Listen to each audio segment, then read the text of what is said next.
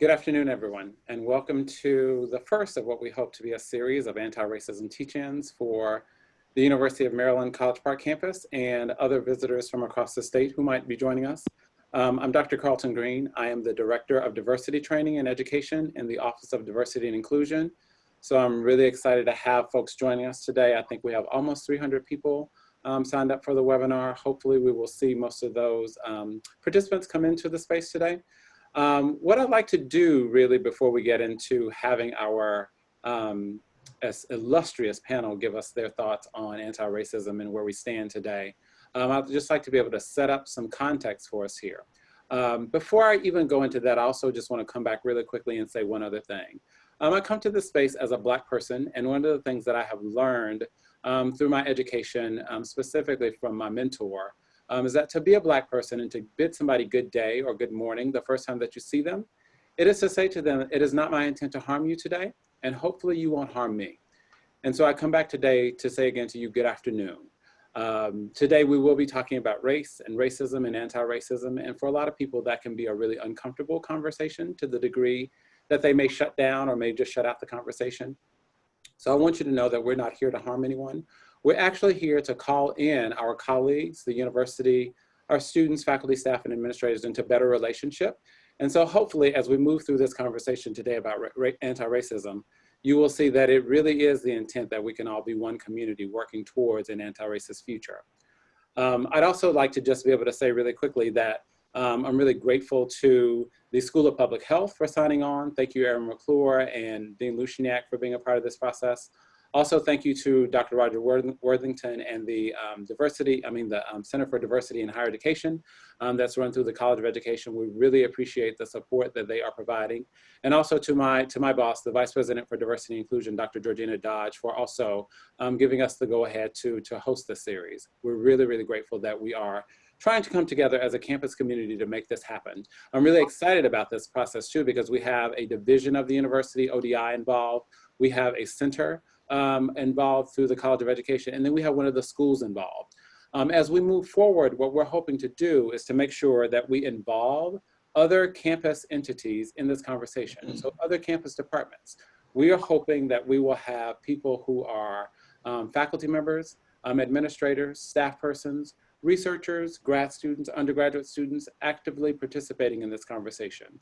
How long will this teach-in go on? We're not really sure, but we'll just do it for the foreseeable future as we try to lay out again a perspective on how it is that we might be approaching an anti-racist University of Maryland campus, okay?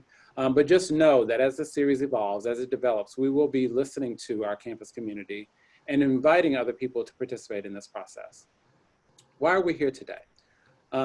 We are really here to be able to move from talking just about diversity and inclusion to what would it mean to be an anti-racist campus? What would it mean for us to be actively engaged in adapting an anti-racist personality as an institution? What would it look like such that we would have anti-racist policies in place? What would it look like for our campus community to be engaged in conversations where anti-racism was just one of the words that was a part of the culture of the University of Maryland? That's where we're trying to move today.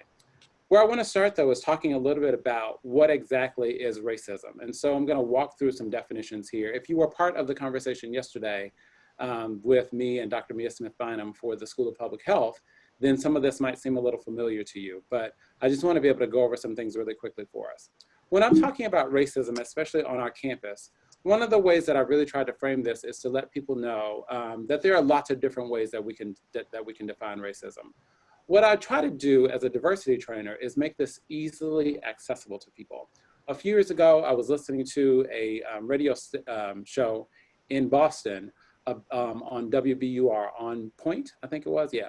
And Dr. Kumar Jones, who you see here on the screen, was a guest on the show. And they were discussing this topic.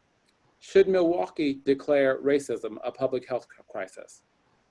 Dr. Jones, who at that time I think was the past president of the American Public Health Association, was a guest on that show, and she laid out this definition that really resonated with me. And I think that in my travels across campus, I've seen that it also resonates with people because it makes it easier for us to understand. She said that racism is a system. It's not a personal moral failing. It's not even a psychiatric illness. It's a system of power, and it's a system of doing two things, of structuring opportunity and of assigning value. And it does those things based upon so-called race, based upon the social interpretation of how we look. When I'm on campus, I really talk to people about how structures of opportunity are really set up to always favor people who are part of dominant groups, and in this case, white folks. And they are generally structured to disfavor people of color. And then what we also see is that a value gets assigned such that white people get assigned more value, and the darker you are, the less value you get assigned in our society, okay? So that's really one way that I want people to be thinking about racism. And I'd also like for us to be thinking about how we can bring this anti-racism conversation to the table as one of the many tools that we actually use to have conversation on our campus. We have lots of people here who are scholars and academics and researchers. And one of the things that we do is that we bring theoretical perspectives to how we do our work. I'd like for us to be thinking about how do we bring anti-racism as one of those perspectives to the work that we do.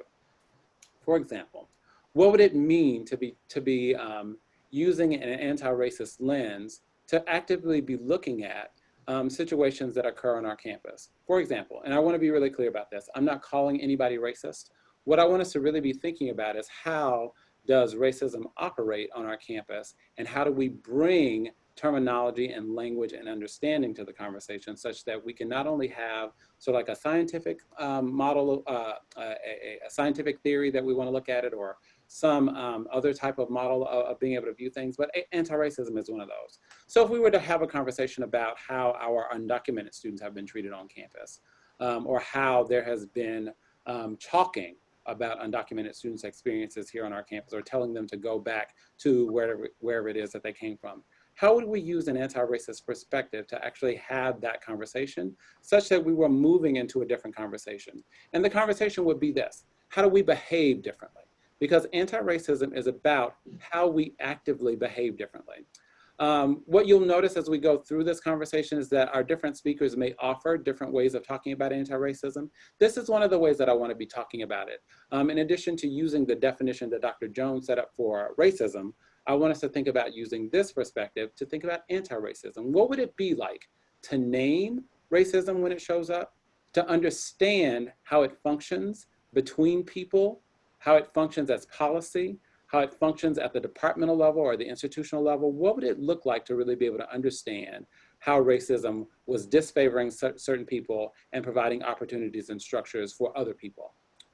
What would it also look like for us to move into a place where we were actively holding ourselves accountable for being able to do something about people who are being treated disfavorably on our campus? Or what would it be like to actually pursue racial justice such that everybody has equal opportunity? Or we remove the barriers that keep people from having opportunity so that everybody can actually engage in our campus conversation in a way that feels equitable. And then what are we doing to remedy those things? What are we actively doing to compensate for years, histories, for the legacy of racism that has existed, particularly in higher education for as long as higher education has been around, right? So what would it look like to actively be bringing those conversations? And I want to give just a few examples here. What would it look like for us to be actively bringing an anti-racist perspective to the spate of hate bias incidents that occur on our campus? How do we actually be doing something different around those if in fact we thought this is harming people on our campus? We need to really understand that harm. We need to be able to tell some truth about that harm. And then we need to be able to figure out what it is that we're going to do in order to be able to compensate for the harm that has been caused certain people, right? What would it look like for us to have a conversation about the murder of Lieutenant Richard Collins III on our campus? What would it look like to actually tell the truth on our campus about how that is an indelible part of what is now the University of Maryland history? What would it look like? When I was a staff psychologist in the counseling center, one of the things that I did was go out onto campus and talk to people about the experience of living through that murder on our campus. And one of the things that we discovered is that for a lot of Black people who were showing up on campus during that time, they were coming to work feeling terribly about themselves and terribly about the situation. And one of the things that they observed is that a lot of their white colleagues who they have good collegial relationships with, they were coming to campus and they were going into their offices and they were closing their doors. What would it look like for us actually to go back and tell some truth about what that silence was about? What would it look like to name how that silence actually hurt people? What would it look like to name how that silence actually hurt white people, right? There's so many things that happen on our campus that we could actually use this perspective for. The last one, what would it look like to actually bring an anti-racist perspective to reopening our institution in the aftermath of COVID-19, or while we're still living through COVID-19, knowing that people of color are disproportionately being adversely affected by this disease?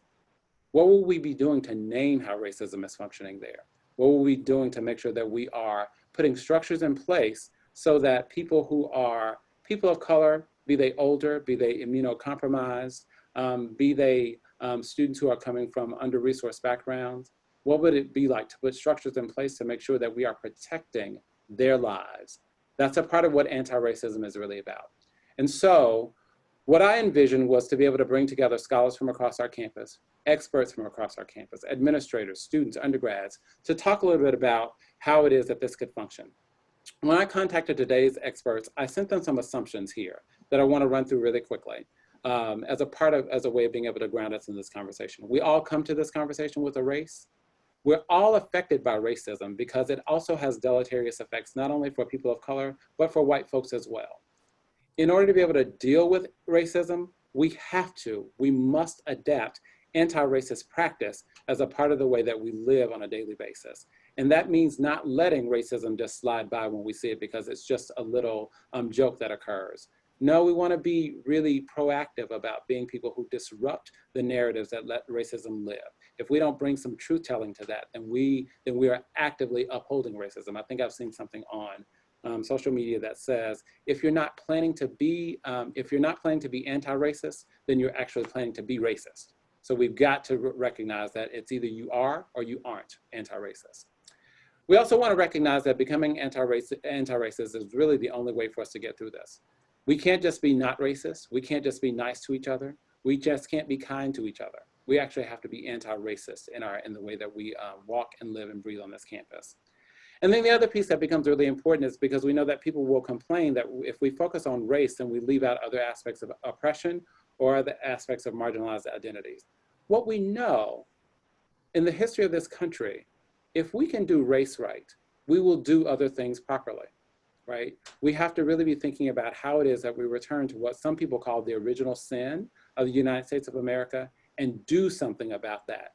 If we can liberate people from the chains of racism, we'll actually be doing something about liberating them from the chains of heterosexism, from ageism, from any form of oppression that keeps people from actually experiencing the campus in an equitable way. When I invited these experts to come with these assumptions, this is what I asked them to do. Use their experiences of scholarship and practice to really reflect on how race and racism operate in 2020 so that we can have some understanding about what this looks like. Right? Some of this might be historical, some of it might actually be sociological, it could be from higher education, it could just really be from their different perspectives of what they're thinking right now about how this is operating. We want them to talk about how racism and white supremacy culture really impacts people's lived experiences. And I want to say here really quickly that when I'm talking about white supremacy culture, what I'm really referring to is not cross-burning or not just cross-burning, not just using the N-word or some of the things that we really think of as those being not sort of like the KKK.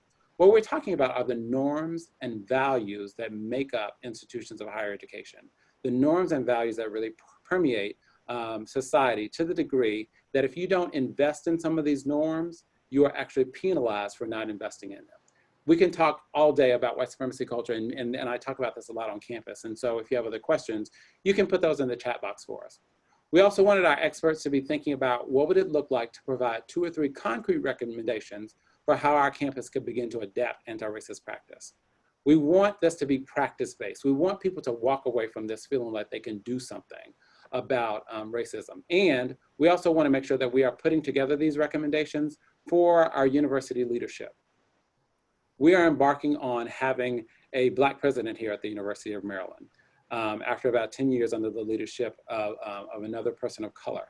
What we know is that anti-Blackness and racism will evidence itself to attempt to undermine President Pines' future here at the institution. What we want to be doing right now is setting him up to be able to succeed. If we can be engaged in a conversation around how to adapt an anti-racist personality at this institution, we will be able to see when racism or anti-Blackness is trying to undercut his success. And we can all rally around how it is that we can support him moving forward. Then the other thing that we just really wanted is for our campus experts to be engaged with you, the campus community, as well as each other around this conversation. So that's really what we invited them to do. That introduction was much longer than I thought it would be, but I think that I really wanted to be able to set that up for us so that we could be really all in the same conversation as we move forward. What I want to do now is just briefly introduce our campus experts so that you'll know who we've invited.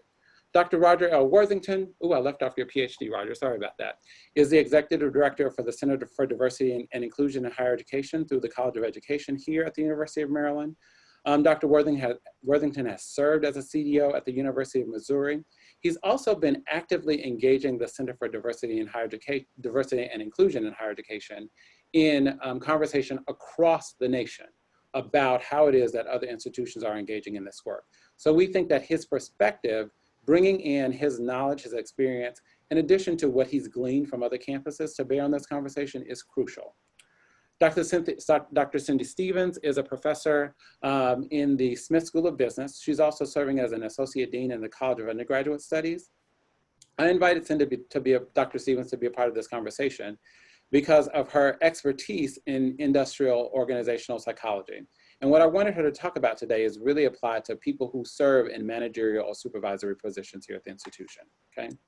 We also have Dr. Janelle Wong, who is one of our gems on campus, somebody who is actively involved in this conversation about race in higher education and testing. I think that the perspective that she's going to bring, really speaking to what it is that we think that non-Black people of color should be thinking about right now as we stand and face anti-Blackness as a scourge in our country. And then Dr. Mia Smith-Bynum, I wanted to have a Black person specifically on this panel to speak to Black people at this time. Dr. Smith-Bynum's expertise in dealing with, in being a psychologist and doing the work of helping us to understand the experience of racism and how it affects Black families is critical for this conversation. So those are our four experts today. I'm going to turn this over here really briefly to, here momentarily, to Dr. Worthington so that he can come on. But what I'm hoping that you'll do is you will actively engage in this conversation with our chat function. If you have questions for the panel, please, by all means, give those to us and we will come to those after we hear from our experts. If there are things that people are sharing that you want to tweet out, please feel free to do that using the hashtag UMD Solidarity. We would love to be able to see how this conversation goes viral for our campus community. And then also just hang around closer to the end because our experts will be able to answer any questions and maybe even engage themselves, okay, in conversation. So that being said, I'm going to invite Dr. Worthington to come on. And Roger, just let me know when you are ready for me to advance the slides. Are you there?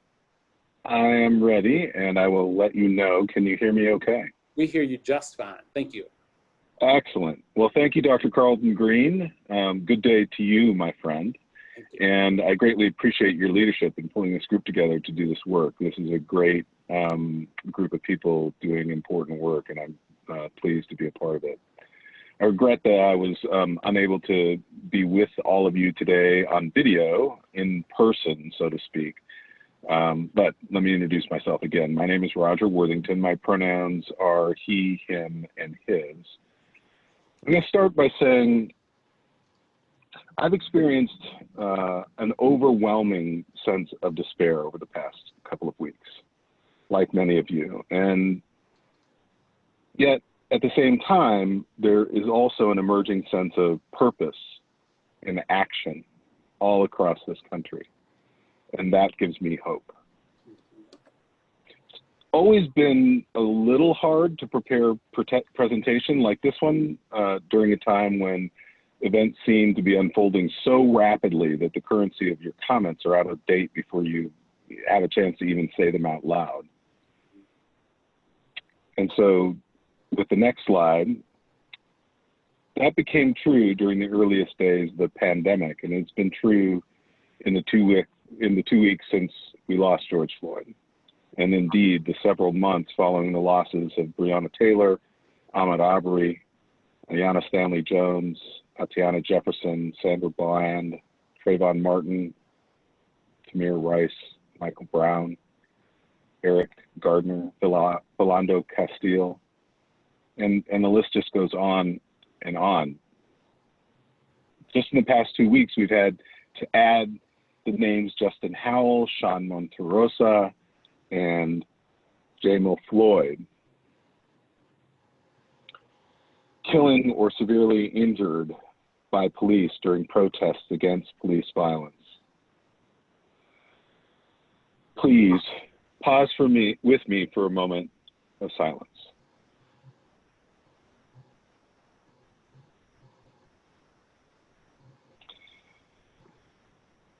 Next slide, please. Truth bears the burden of being repeated over and over, again and again, until one day it is finally believed, and even then, it must be repeated. Next slide.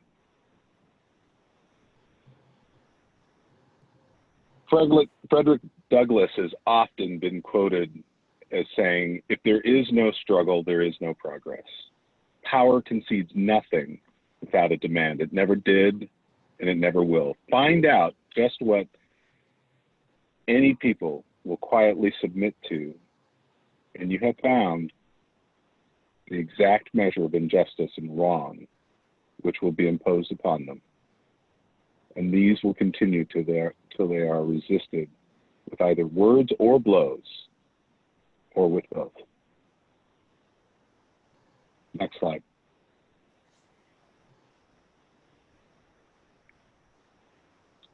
Harriet Tubman said, I had crossed the line, I was free, but there was no one to welcome me to the land of freedom. I was a stranger in a strange land. And that has remained true. Next slide. James Baldwin said, we can disagree and still love each other unless your disagreement is rooted in my oppression and denial of my humanity and my right to exist. Next slide. Black lives matter. If we were all together in the same room, I'd ask you to say it with me. Black lives matter. That's what this is about. Next slide. Enough is enough. We've heard those words repeated over and over and over again. Enough. This must stop now. Next. Higher education institutions are microcosms of the larger systemic racism reflected in the U.S. society. They commonly act on and reproduce social inequalities. Act on and reproduce social inequalities. Higher education institutions should act to eradicate racism embedded in institutional policies, procedures, practices, and everyday operations. This is something that Carlton was talking about at the outset that frames all of the work that we're going to do in this series and frames every bit of what I have to say to you today as well. Next. More and more people over the last couple of years have come to know the name Ibram X. Kendi. He wrote the book, Becoming an Antiracism. And in that book, he describes, at the very outset, defines two terms, racist and anti-racist. A racist is one who is supporting a racist policy through their actions or inaction, or expressing racist ideas. An anti-racist is one who is supporting an anti-racist policy through their actions or expressing anti-racist ideas. And if you've read the book, or if you plan to read the book, you'll know that part of what Kendi has to say here is simple, straightforward sense. We are all racists at one time or another, and he gives throughout the book numerous personal examples over and over again about how he has succumbed to racist ideas or actions or inactions. And in addition to the idea that we all have at one time or another been racist, it's possible as well to simultaneously be both racist and anti-racist. Because even as we support anti-racist policies through actions and ideas, we may also participate in institutions that have policies and ideas that are racist. Anti-Black racism is a particularly deadly and virulent form of white supremacy. And it's affected everyone, not just the neo-Nazis and the KKK, blatant racists and rogue cops. Everyone. All the way down to the very foundations of our systems of justice, health, education, politics, and collective sense of normalcy. Yeah, it's time for all of this to stop. All of it. And we have to, stop, pause, grieve again and again before we turn to this really difficult work, but it is time. We have to truly dismantle the systems of power and privilege and propaganda that perpetuate and conceal and legitimize anti-Black racism in this country. In our schools, in our financial institutions, in our healthcare systems, in our justice systems, in our homes, and in our hearts. And that will only be a beginning. Next slide.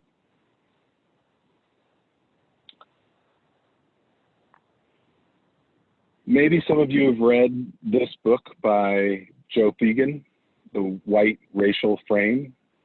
Fegan's 2010 theory of racial framing and counterframing suggests systemic racism is advanced through a white racial frame, a broad, persisting, and dominant racial frame that has rationalized racial oppression and inequity in the United States institutions, such as colleges and universities. People of color are often exploited and oppressed by institutional structures, including those designated to support access and equity. It's a paradox of the system that is built on white supremacy. Next slide.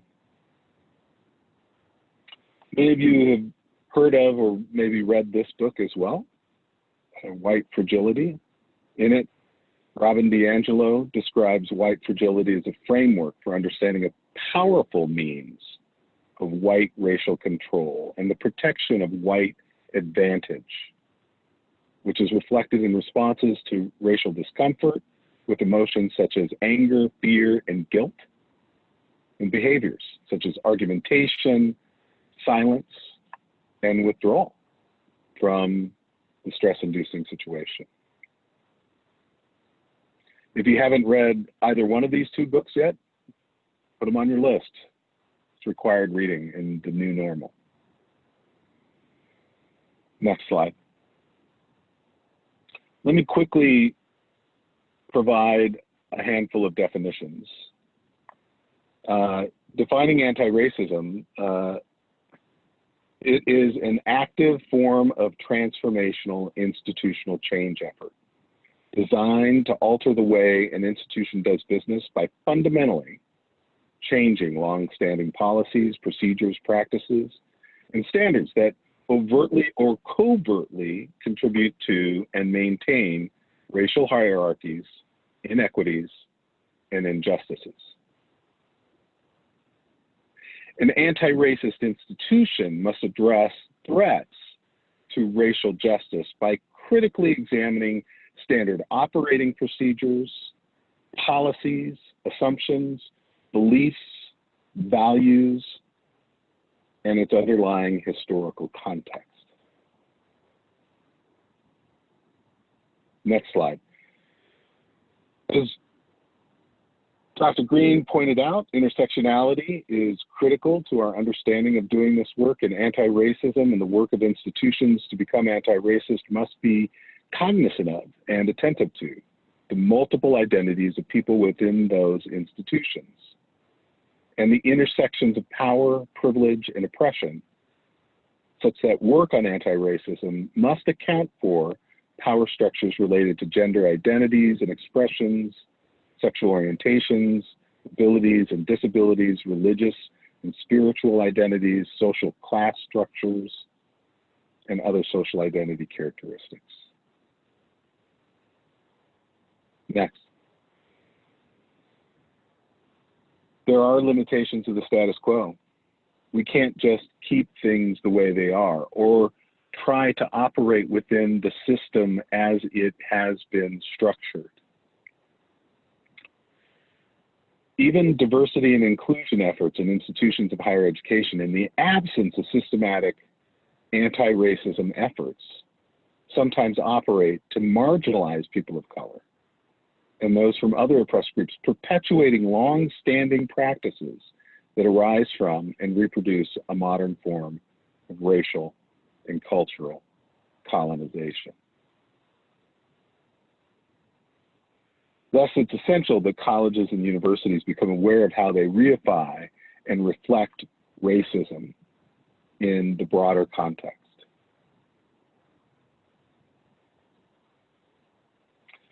Next slide. I'm going to really quickly talk about anti-racism in relation to some of these issues: non-racism, equity, diversity, inclusion, and justice.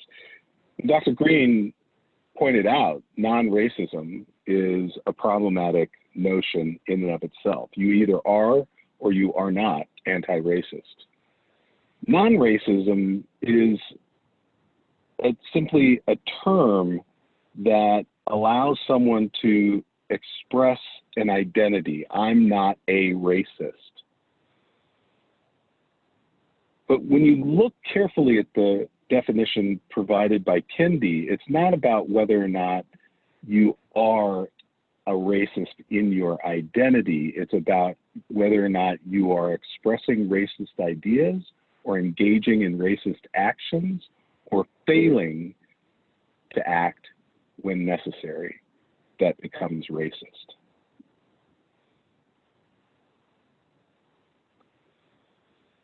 Not a racist or non-racism refers more accurately to that sense of identity, what I am not, rather than an active orientation toward the world and one's moral obligations within it.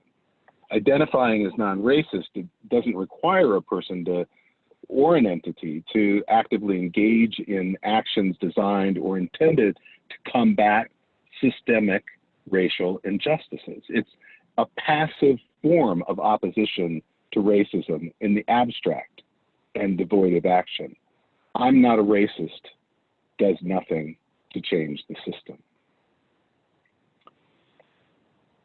Now, anti-racism can also be distinguished from our common notions of diversity and inclusion. And I'm not saying diversity and inclusion are bad, but what I'm saying is that what we have done so far, our focus oftentimes in higher education on diversity and inclusion, and I'm going to own this. This is the name of the center that I serve as executive director, diversity and inclusion.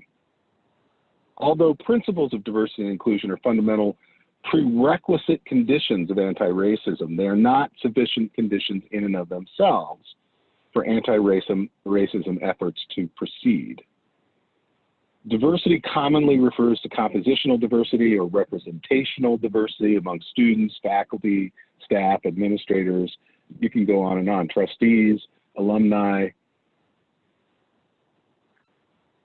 There are a multitude of ways institutions pursue diversity, and fundamentally anti-racist institutions must actively pursue compositional diversity among its constituent groups simultaneously as they work to enact policies, practices, and standards to pursue racial justice.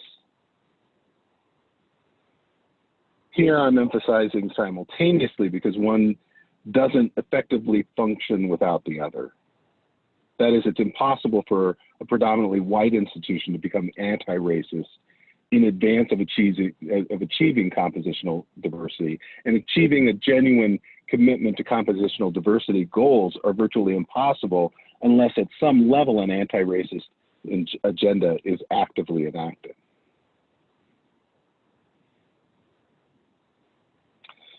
And finally, the compositional diversity among the different groups, for example, the student body, are inextricably intertwined with the compositional diversity of the faculty, the staff, the administrators across the institution, as well as the multicultural competencies of faculty and staff as a whole. So compositional diversity among faculty and staff and professional development for all employees are critical prerequisites of anti-racism efforts. Capacity building, competency building. That's one of the critical things that needs to be done so that people experience a college campus as welcoming, inviting, a place where they belong. And that's where inclusion comes in, right? Which typically refers to the processes by which people from historically marginalized groups gain a sense of belonging within organizations and institutions that have historically been exclusionary. You know, and one of the challenges of doing the work of diversity and inclusion is that inclusion is often misconstrued among people who don't have a really gut level understanding of it. It's misconstrued as a charitable process of socialization for those quote unquote underprivileged kids, helping those other kids, and I'm still using, air quotes, helps them to learn and adopt the values, beliefs, attitudes, mores, norms, and cultural practices of the members of historically privileged groups who already belong to the institution. This perspective of inclusion implies that exclusion shifts toward inclusion only by a process of assimilation. Rather than being required to assimilate to a heretofore exclusionary culture of an institution, people from marginalized and minoritized and excluded groups should have full access to all of the fundamental rights and privileges of power, ownership, and governance of the institutions they inhabit without having to relinquish the personal identities or cultural heritages that they bring with them to the institution. Inclusive environments involve, engage, empower, and respect the values, talents, beliefs, backgrounds, and ways of living of all people in order to recognize their inherent worth and dignity. Inclusion cannot be achieved without the work of anti-racism. To dismantle and replace historical policies, procedures, practices, and standard operating procedures that first established and then maintained exclusion within those institutions of higher education. And that's where, at some level, the principle of equity comes in. Institutions of higher education typically attempt to provide equal access, equal opportunity and standard operating procedures that reflect fairness. Equity principles are often applied in situations regarding applications, admissions, selection, hiring, promotion, advancement, assessment, evaluation, professional development, recognition, awards, and rewards. It's often associated with compliance with laws and regulations for non-discrimination, guidelines and policies intended to level the playing field and instill fairness. And it requires accountability. Equity requires that we review how well our practices are enabling us to achieve our goals.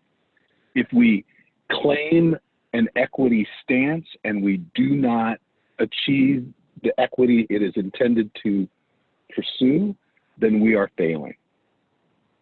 And yes, we have failed time and time and time again. Justice in higher education is closely linked to the work of anti-racism. Racial injustices are ubiquitous in the United States in the form of inequities of health, wealth, education, power, employment opportunities, legal protections, and indeed, life and liberty.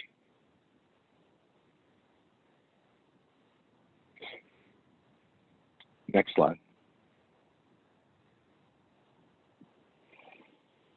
I'm going to conclude with another book, one by one of our own scholars, Julie J. Park, a colleague of mine in the College of Education. Her book, Race on Campus, Debunking Myths with Data.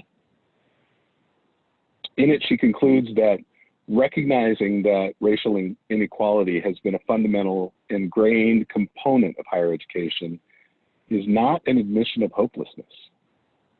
Rather, it marks an honest recognition of the reality that exists and is a call to address it to the best of our ability, which always demands more than the status quo.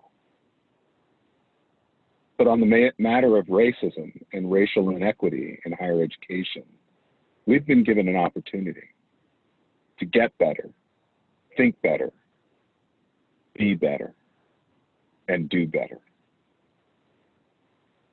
Next slide. In response to the murder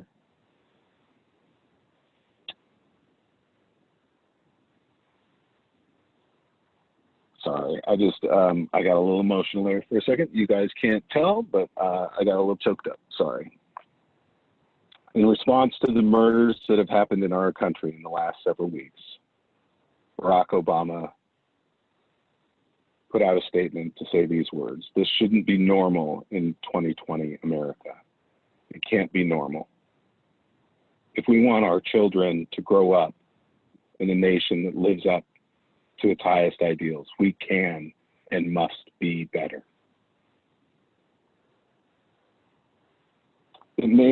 It will fall mainly on the officials of Minnesota to ensure that the circumstances surrounding George Floyd's death are investigated thoroughly and that justice is ultimately done.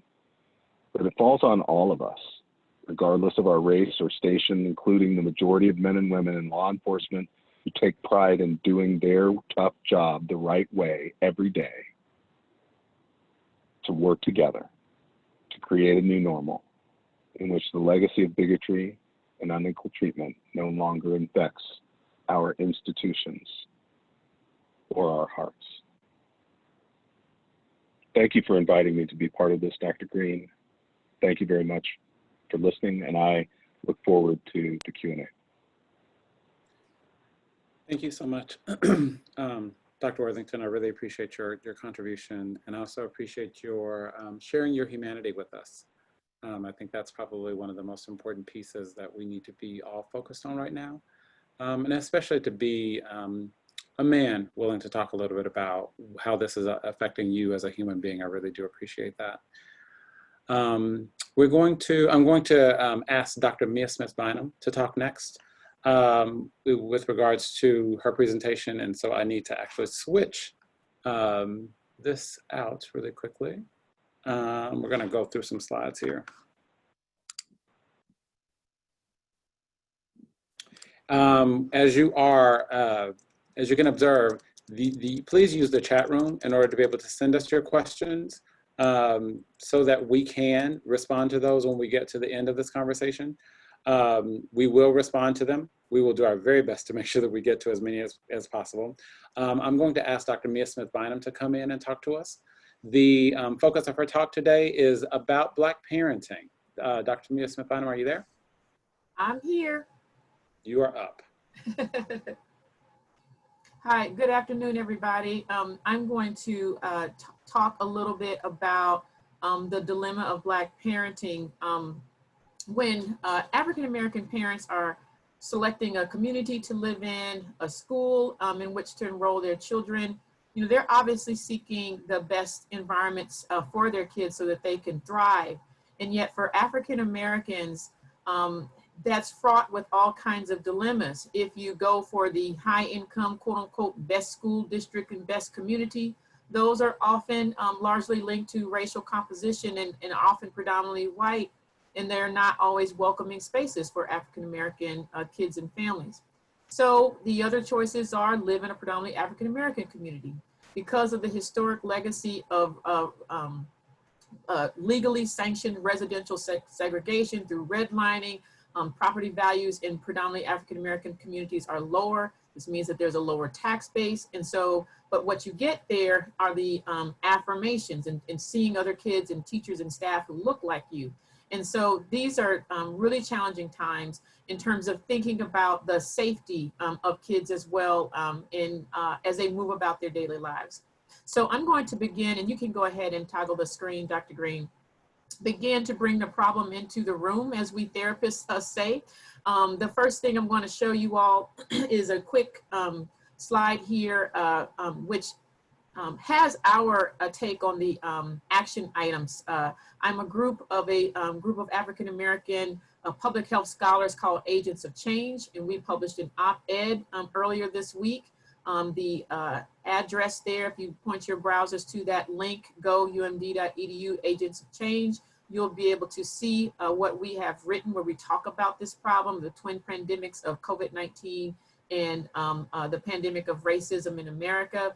And it also lists our action items, which are very practical and direct, which have to do with calling out racism, racist comments, assumptions, derogatory statements. We see this in higher ed and through admissions when we're looking at who we bring to campus, in discussions of what kinds of classes should be there and tenure and promotion packets. These are the arenas where we see them in higher ed, but it also happens in our neighborhoods, in our communities, in our institutions of worship as well. So I just wanted to mention that. And then I have a short video that was published on the YouTube site by the New York Times. They have a series they call Op Docs, which are opinion documentaries. And this tells a short story in firsthand accounts of the fears of African-American parents of sons as they think about raising their children. You want me to play it now, Dr. Smith-Bynum? Yeah, that sounds perfect.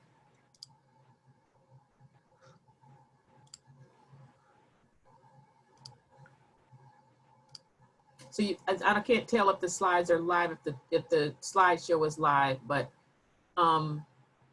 sometimes when I teach on this.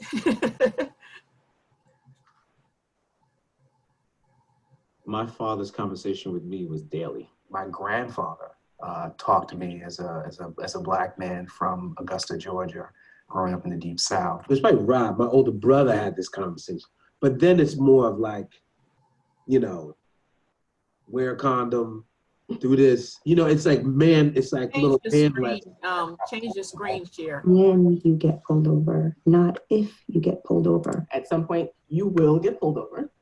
And here is how you act. As a young Black man growing up in New York, I've had, you know, a few run-ins with the police and being completely innocent. The people pull us out of the car, throw us on the floor. It's in February, so it's like snow and slush and stuff on the ground. Put their knees in our back, put the guns to our head. As I'm putting my hands on the steering wheel so I don't make the police nervous. I realized how nervous I was. And then I realized my children were nervous. The thing that people say is you have to talk to him before he experiences racism himself. But when is that? He is going to turn into a large, scary Black man. And that's not who he is, but that's how he will be perceived. I know what this kid's going, he's gonna look like him. You know, I know what he's going to look like. I'm a large, scary Black man. You are a large, scary Black man, okay? That's a problem in and of And that's a problem. I am not large nor scary. I can't do anything with that. I'm sure. Anyway, go ahead. It's frightening. And I'm being very light when I use the word frightening. If something goes wrong, your first line of defense, you know, the parents not being there, is to go to the police. If you're Caucasian. So, I mean, yes, still, that's what you teach your children. Unfortunately, it can't work for Black children, right? It doesn't mean that every police officer is inherently a bad person. But what it does mean is that the police force, that institution, does not look out for your best interests. There's this unspoken code of racism and white supremacy that says that my life does not matter. You could put your hands up and say, and cooperate and say that I'm choking and still be killed, and then there's no repercussions. It's maddening. I get so frustrated and angry about having to prepare my kids for something that they're not responsible for. And these are conversations that people of other races do not have to have with their children. The conversation with him was really just, look, you're a beautiful young boy. Being an African American is a wonderful thing. It's a wonderful blessing. You have come from great people, but it's also a hard thing. In America, because of your skin color, as a Black boy and as a Black man, we are going to be dealing with a lot of danger. Under no circumstance are you to talk to the police if you're arrested until I get there. Do what they say. Don't get into any arguments. Make sure your hands are out of your pockets so they can see. These are the questions you can ask. This is who to call. This is what happens if this bad thing. It's not like, please, master, don't whip me. No, it's like, excuse me, sir, what is your badge number? I'm going to film this. If you want police brutality to stop, if you want police to treat you like a human being, then you have to see yourself as a human being. You have every right in this world that anyone else does. What I love about you as my son is, I remember when you thought about having you and, you know, knowing that we wanted you and watching you grow. You are the Muhammad Ali, you are the Malcolm X, you are the Martin Luther King. You are an amazing young man, and the future is yours. And I will do my best to make sure you're safe. I love you.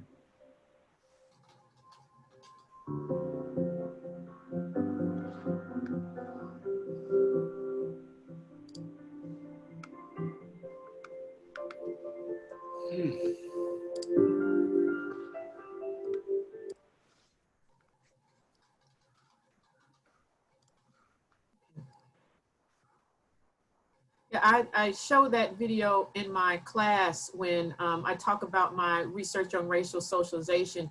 And I think it's really important because it shows the humanity of African Americans. And that's often where the disconnect often happens, that African Americans are not given the full benefit of their humanity in whether you're talking about within law enforcement, in education, healthcare, the built environment in neighborhoods, so on, you know, in pop culture. You know, there's some very narrow pathways for success in African Americans. And so people hold these stereotypes sometimes in my classes, even though I, as a Black woman and professor, sit before them, that they still have these.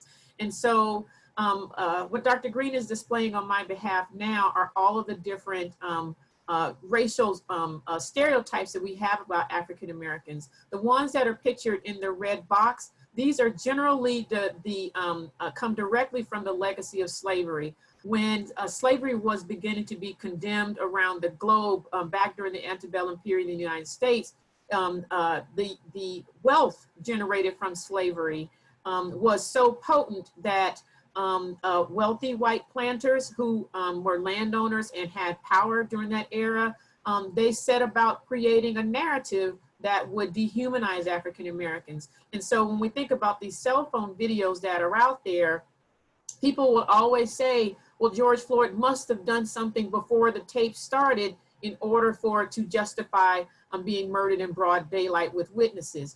And so often the same thing happened with Trayvon Martin, is there was a great deal of outrage at his murder. And you saw these prepubescent photos of him being circulated all around, and how can someone be murdered in their own neighborhood? But then people began to dig into his background and to somehow try to justify his treatment by this rogue neighborhood watch person, right, George Zimmerman. So the modern day incarnation of those stereotypes that have been leveraged by the powerful, including many white politicians, are these things like that they're only can be athletic, that they're uneducated, that they're on welfare, poor and lacking in character. One of my favorites that I love to hate is the so-called victim mentality, that they're dirty, that they're smelly, that they're single parents, and that they're irresponsible. And what all of these do, and to quote Dr. Kamara Phyllis Jones in her classic piece, A Gardener's Tale, which talks about structural racism, is that what it doesn't acknowledge is that for every major cohort from the antebellum era, Reconstruction on up to the modern day, there have been, African Americans have been asked to plant the seeds of their lives in rotten soil. And in that, and so in thinking about that rotten soil, the lack of any type of reparations after the antebellum period, even though I was listening this week that the white planters who lost their wealth during after the war, Civil War, that they were given a type of reparations for only meant for the white wealthy. So we find all kinds of remedies for this. And when we think about contemporary United States and what's happening with the remedies for COVID-19, there is a debate in Congress about whether or not economic relief is still needed. Yet we watch many corporations receive millions and billions of dollars in front of small mom and pop owned shops and small businesses that populate all of our communities. And so some will refer to that as a type of looting. But it is done under the cover of law.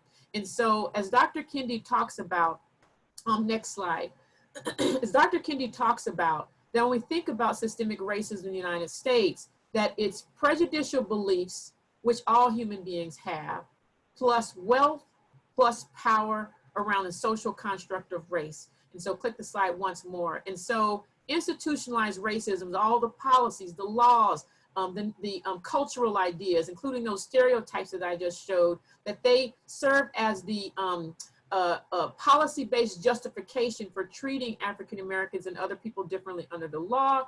That is, again, it supports the next level, which is prejudicial beliefs.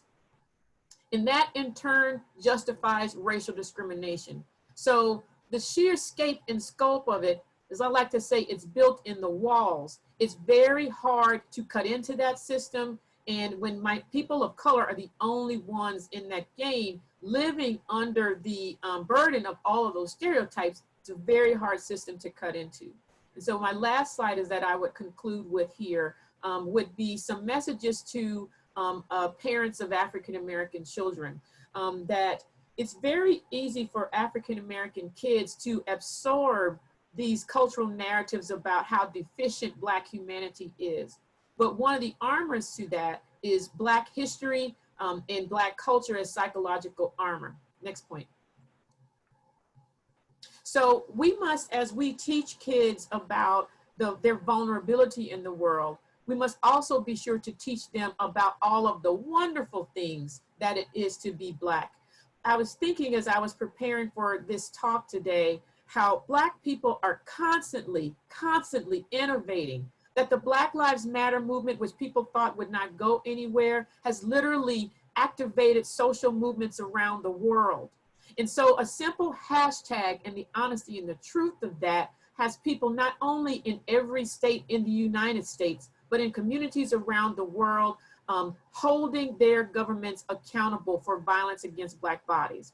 And so making sure that kids know this information and the lessons of courage, persistence, and bravery, and living with a higher purpose, a spirit of resilience, and a spirit and a culture of innovation and creativity that continues to influence and shape American culture in broad ways.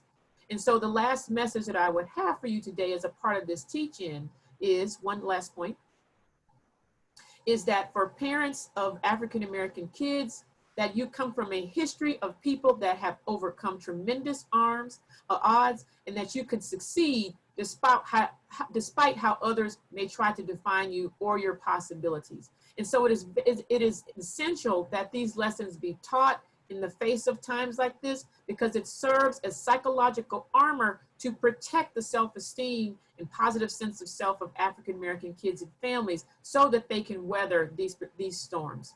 Thank you so much. Thank you, Dr. Smith-Bynum. I really appreciate it. I actually had up the wrong PowerPoint for you. Let me pull up the one, because what we're actually going to do is shift towards Dr. Janelle Wong next, who is going to talk to us a little bit about what it means to be thinking about being a non-Black person of color right now in this current context.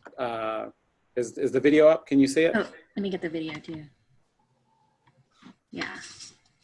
Can you see me? I can see you. Okay, great. First of all, I want to just thank you, Dr. Green, and thank you to Dr. Worthington and also Dr. Smith-Bynum for the getting us started in such a important direction. I have titled my comments, Reflections on Anti-Racism on Campus or Beyond, or Be Like Kamau Bell. Next slide, please. And I start here because I think these quotes both help us to understand the motivations that I think Dr. Worthington was also gesturing towards in terms of where we need to start with anti-racism. So many people don't know that, and probably the many Chinese who were facing exclusion don't know that Frederick Douglass, Black abolitionist, was a powerful speaker against Chinese exclusion. But I also want to bring your attention to Kamau Bell's, I think, really beautiful words and essay here. Being against racism means being against racism. And it means being against racism when it isn't convenient or easy or fun, or even when the person you're trying to help doesn't consider you one of their people or one of their allies, or doesn't even see you at all. And I think this speaks to the idea that I actually disagree a little bit that it's not even help. What we are trying to do when we invest in anti-racism is really to understand our own role in the system and to try to dismantle that role. So, but I strongly urge you to look at this essay, because it does, I think, strike a really powerful chord at this moment. Next slide. So I'm just going to talk about three things and very quickly. One, ways that we can, especially I'm thinking about anti-Black racism, as non-Black people of color, what can we do to challenge anti-Black racism? The first is to be an unexpected voice or presence. Two, get your people, stand up to your people and represent your people. And three, this is something that I hope we can talk about a little bit more in the Q&A, is join or take initiative, but don't take over. And it can be a kind of hard balance. Okay, next slide, please. Last slide. So I just wanted to share a little bit more about each of these themes. First, be an unexpected voice or presence. And so some of the ways that I've tried to do this, and I'll suggest some ways we can do this on campus, is, sometimes you show up, you are the only non-Black person of color in, let's say, a Black space. So here, this is just a picture of going to the march for Black women, and I was the only Asian American person I saw there. And it can be, sometimes a lonely experience, but it also helps to, I think, show the broad range of support from different sectors. So I think that's one example. Second, something I've done regularly is I am a member of my NAACP Parents Council, and I'm the only Asian American there. And you know, it's important, I think, to be in those spaces and learn from those spaces and contribute to those spaces. And in terms of anti-Black racism on our campus, I think it's really incumbent on all of us to show up for issues that, very simple, contribute to racism against Black people. So something that has been occupying much of my energy over the last few years is the idea of declining Black enrollment on our campus. I know that the numbers are up a little bit, but they're definitely not at the levels they were at when I came onto this campus. And here, I think there's some specific things we can do. We can push for UMD to go SAT blind, like many campuses are. Why? Because these are poor instruments for judging student outcomes. They do nothing to raise standards. And most importantly, they're an unfair barrier to access to our campus for Black and Brown students. So I think it's really important for non-Black people of color to be pushing for some of these fundamental changes. This also goes for hiring and retention and promotion of Black faculty. And so I think it's really important for the university to hear from many of us, including people who are non-Black people of color, that this is our issue too. And so on both of these issues, you know, I think I have met with the provost on the enrollment issue, and also have been pushing publicly for dropping the SAT as a consideration. I will also I'm gonna skip over one last thing. So get your people. My people, Asian Americans, have been at the forefront of trying to tear down affirmative action. And so I try to identify those spaces where I see Asian Americans are really having a lot of damaging effects on public policy due to anti-Black racism. And so I have been involved in legal briefs and other things to try to really challenge that perspective among Asian Americans. But the last thing I'll say is that this is a tough one. It's really important, I think, for us to take initiative as non-Black people of color so that Black leaders are not burdened with all of the work around these issues. At the same time, it's also critical not to center ourselves, not to quote unquote take over, because I think we have to respect leadership, we have to listen, and this is a kind of balance. So the thing that has been, I think, most challenging is sometimes we make mistakes in these areas. We step in maybe where we shouldn't necessarily step in, we're not listening when we should be listening, and I think in all of those cases where we might make a mistake, you have to own it, you have to take responsibility for it, and trust will come out of it, and that will help us to learn how to better be in these spaces that are really embracing all of these issues. These are our issues too, and I'll end there.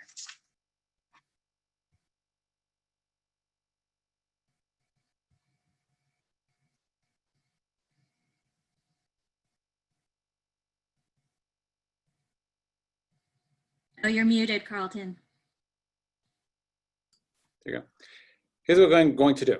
We are actually going to pivot here and turn towards the questions with Cindy Stevens' permission. There are a number of that have come up, and I think that what we may do, Cindy's Cindy's presentation may actually fit very well with the idea for the next webinar, or for the next series that we want to do around leadership, which could be about managing and supervising, which is really what Cindy was going to talk to us about today. So what I'd like for us to be able to do really quickly is bring all the panelists back in and maybe begin to have a conversation about something that seems to be coming up pretty commonly in the chat box.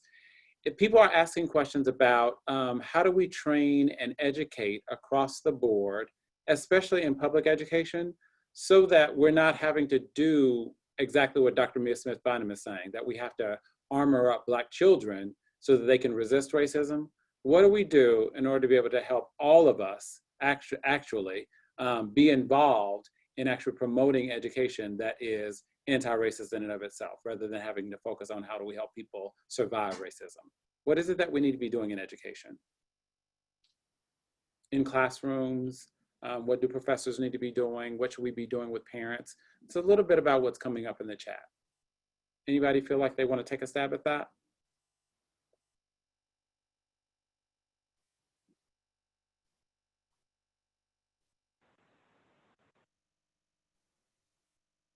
Roger, you unmuted yourself? I did not do that. Somebody unmuted you? I can take a stab at this. You know, I think it's really challenging to think about the kinds of things that, you know, we collectively need to do across the board in, you know, these huge systems. And I think that, you know, where my head starts in terms of what do we do is we have to start doing things that we haven't done before. And oftentimes I think that starts at the individual level, on a more personal development level. And, you know, I think we have to just start talking about race. I think, you know, in a lot of my work over many years, I've been engaged in work around difficult dialogues, teaching and learning. And one of the most challenging aspects of difficult dialogues, teaching and learning are conversations about race. People avoid talking about race all the time.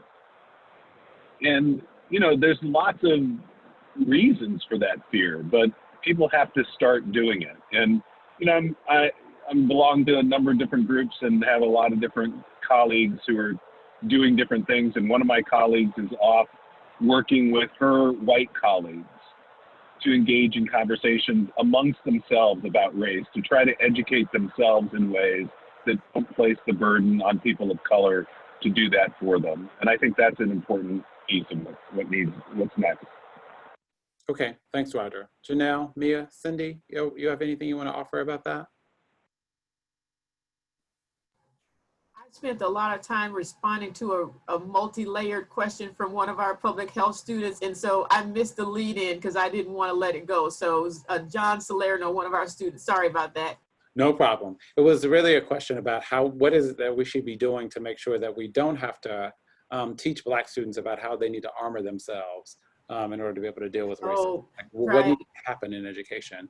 And while you think about it, maybe I'll posit an answer too. Sure. I think that one of the things that we definitely have to be thinking about with this conversation is, how do you start from the top? It has to be such that our leadership is invested in anti-racist education, practice, and policy.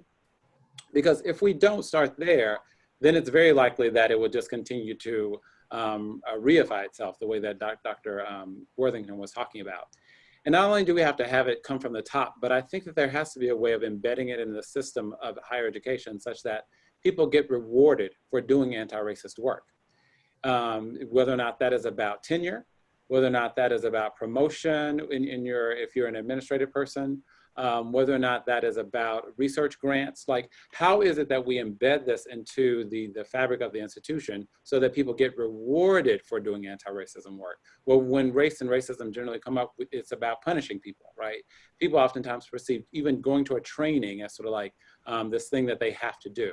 But if we were to turn that on its head and make sure that we are offering rewards for people actually being able to do this work, then that might change the way that even so, like if we think about elementary and secondary education, right? If teachers had that responsibility to bring that into the classroom and it was tied to whether or not they kept their jobs, that might create a different atmosphere for us. Okay, I think I have my thoughts together.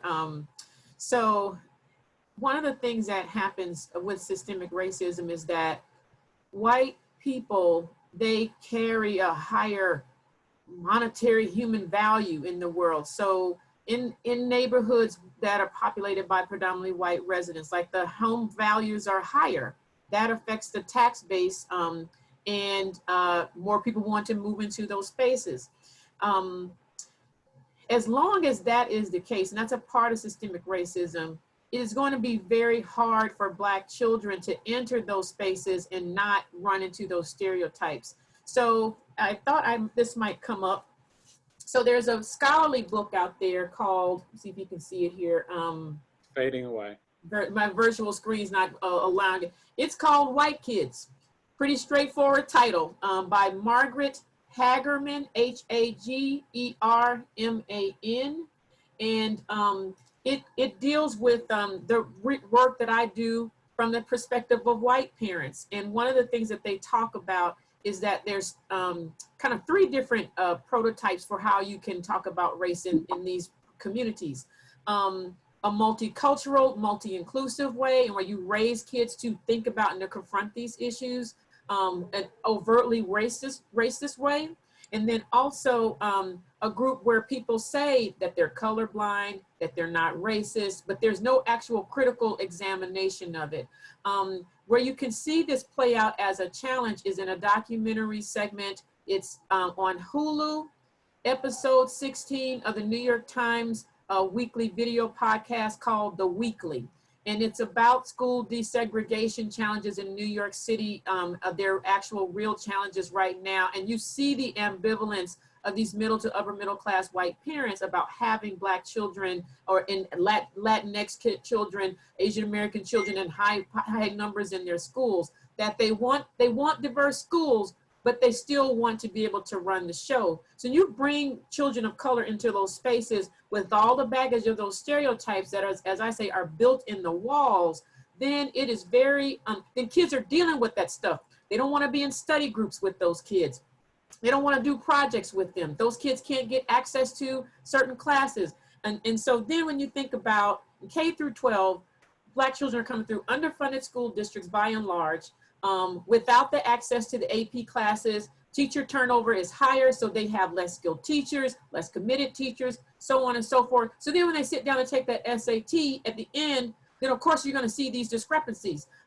If you come from a family where there's not enough money to pay for all of the tutoring that helps to artificially boost those scores, so you're seeing privilege at every level. And so, and every time it says, well, we just can't understand why those Black kids can't get these test scores. Why can't get these grades? Why are they always getting in trouble? When you train white children to see those inequities, to stop dismissing them, and to embrace difference, then you're going to see a space where it can truly be a multicultural space where young people learn from each other and thrive. But as long as we have that group where they say they value diversity, but they're honestly living in a white bubble, you're going to have problems. And those, I've come to believe as a parent of a teenager, those spaces, for all of their advantages, can come at a real psychological cost. So it's going to take a top to bottom revision of how we do it all, how we fund our schools, and making sure that you don't have kids who are learning from textbooks that are 20 years old, like I've seen in some of my training, that it is filled with inequities all around the country. And so it's going to take political will in order to be able to change it. And so it was a big question, so I apologize for a little bit of a long-winded answer, but there's a lot of layers going on with that, so. No, it's actually, thank you for your response. It just makes me think about how it's begging the question of, are we creating non-racist schools, or are we creating anti-racist schools, right? So how is it intervene in the training of teachers? How do we intervene in the spaces where teachers are being prepared to go out into classrooms to make sure that that is a non-racist space, because teachers will take the culture of their training programs into the classroom, right? Cindy, were you going to offer something? Yeah, one of the things that occurred to me, I've been teaching negotiations for a lot of years, and we talk about, do you view things as a zero-sum game? And I think if we view education as a zero-sum game, or getting ahead in education as a zero-sum game, then it's my kids against your kids.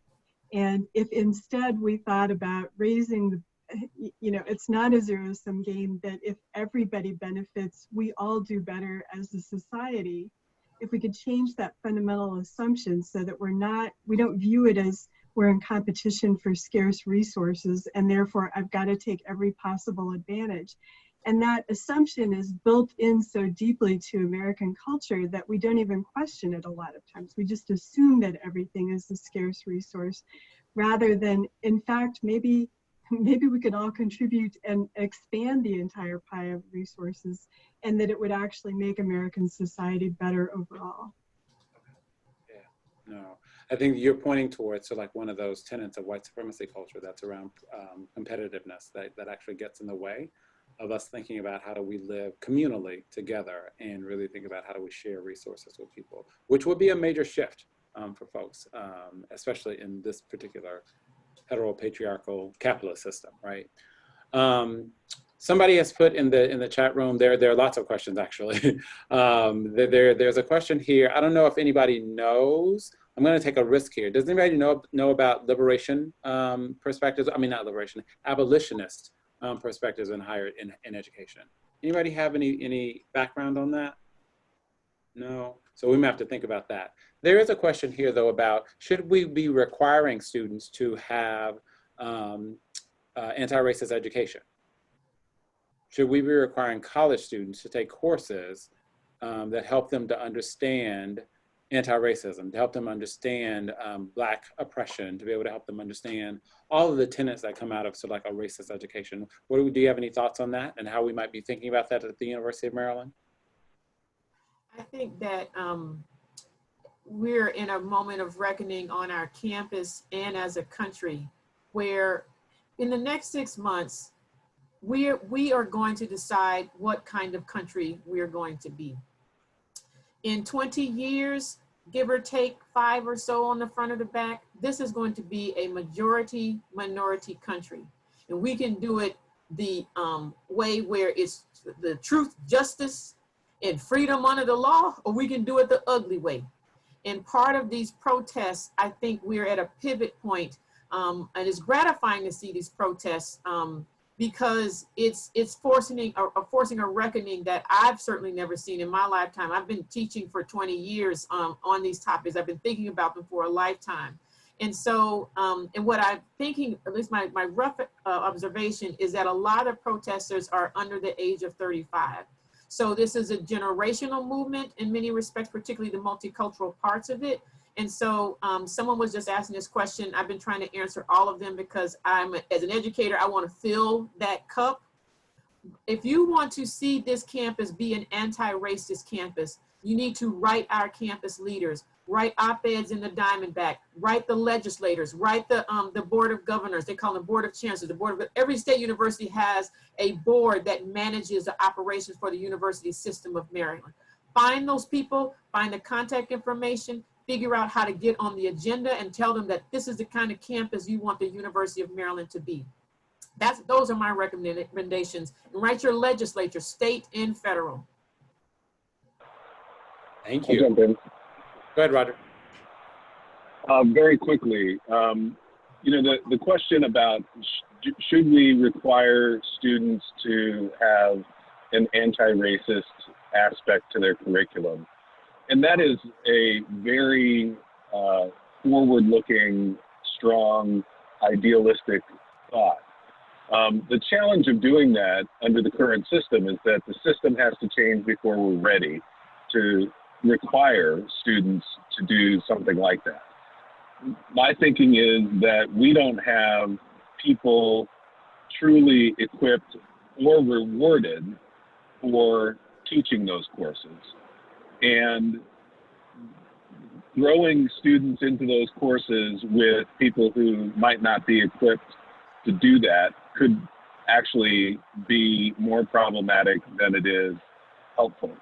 And then the other thing that I would say is that in countless situations that I'm aware of in which institutions of higher education try to enact curricular reforms, they fall short by watering down the curriculum as a diversity requirement that ends up meaning just about every course that has the word culture associated with it is included as a part of it. And that gets to be immensely problematic as well, because the focus on what we're trying to accomplish is lost. So we have to fix the system first before we actually put that solution into place. Roger, can you speak to what might be the low-hanging fruit there? What's the first step? That was directed to me? Yes. The first step is to challenge the university senate to evaluate the existing general education architecture and to evaluate whether or not the current requirements really do fully satisfy what we might consider to be an anti-racism curricular requirement. And I think that we would find very few courses that would fully satisfy something that we could clearly define as anti-racist. And even with some modification, then we would, have to start working toward thinking about capacity. How many courses and sections would be dedicated to the number of students that we would want to run through those, and how much will is there to make that capacity a real thing. So those are not necessarily low-hanging fruit, but those would be the first steps.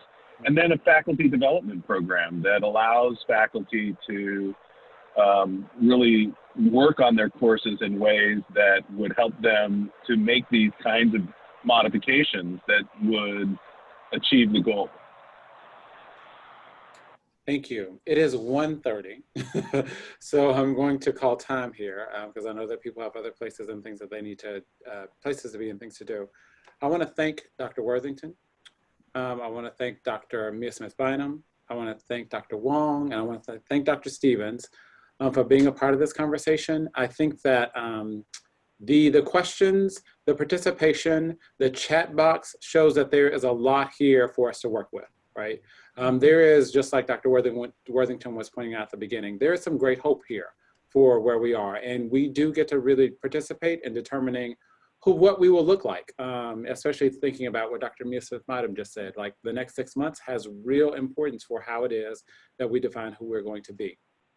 So I really thank y'all for your participation today. I want to just reiterate for people to go to the hashtag UMD Solidarity website. We'll have more information there about other events that are happening on campus with regards to anti-racism and really moving forward and forging this personality for the institution. There will also be other information there about other events that other campus departments are doing when it comes to solidarity in this current moment that we find ourselves in. You can sign up for the Office of Diversity and Inclusion newsletter so that you get regular updates about information that's coming out. And then the only other thing that I really want to lift up here today is that we really are interested and invested in having people participate in this series. We're going to develop an evaluation to send out from this particular webinar for people to be able to give us their feedback, but also take advantage of that opportunity to give us any names or any thoughts about other topics that you want to have covered here in this series. We think that this is a really important way of being able to communicate with the campus community and get your ideas, get your input. One of the questions that came up today that we didn't ask was how do we get people involved who are not in the sort of like the hierarchy or the top levels of the hierarchy of the institution. Certainly that might be just a conversation that we want to have going forward. How do we mobilize people who don't necessarily have titles or institutional power in the way that people who hold the title of vice president does, right? So thank you all again for joining us. I'm just really grateful. This came together in about 3 or 4 days. So, and also thank you to Erin McClure and the folks over at the School of Public Health. And a dear thanks to one of my favorite colleagues here, Tamia Webster, for also being a part of conceptualizing this and making this happen. We look forward to seeing y'all again, maybe either next week or in 2 weeks. We still need to decide which one this is going to be, either 2 weeks from today or 1 week from today. You will hear from us about what the next webinar will look like. Thank you all for being here today.